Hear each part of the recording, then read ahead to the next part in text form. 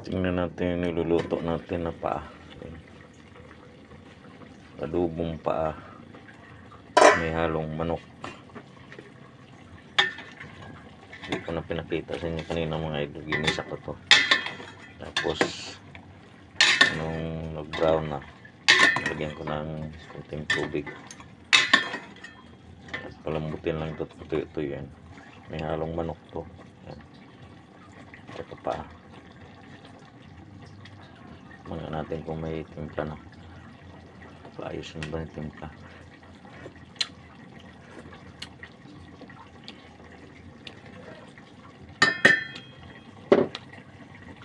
Lagyan lang natin ng bitsin.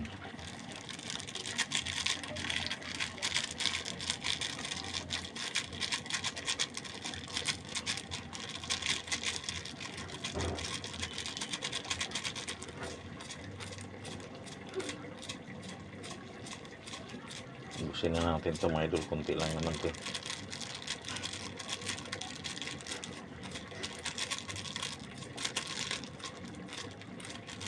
Kasi bukas na.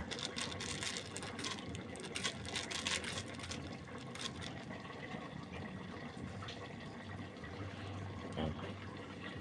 Lagyan natin.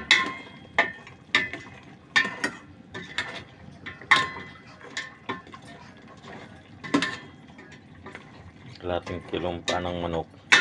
Tapos kalahating kilo din siguro ito ng panang ay ng laman ng manok ko may git. Kaya to sa nalo sa pansit. Saka yung pinag-adubuhan nung isang araw.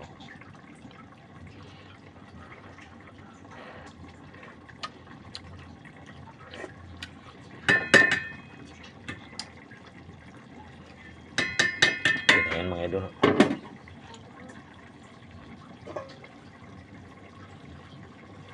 Tayin ko na, malambot na siguro yan. Nantok na ako eh. Baka ako natulog.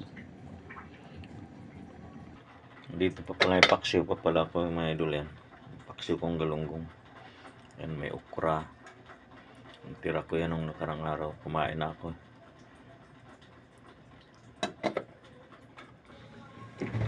Meron tayo ditong ano mga idol yan. Pampatulog. Ayan, binigay ni Bayoga.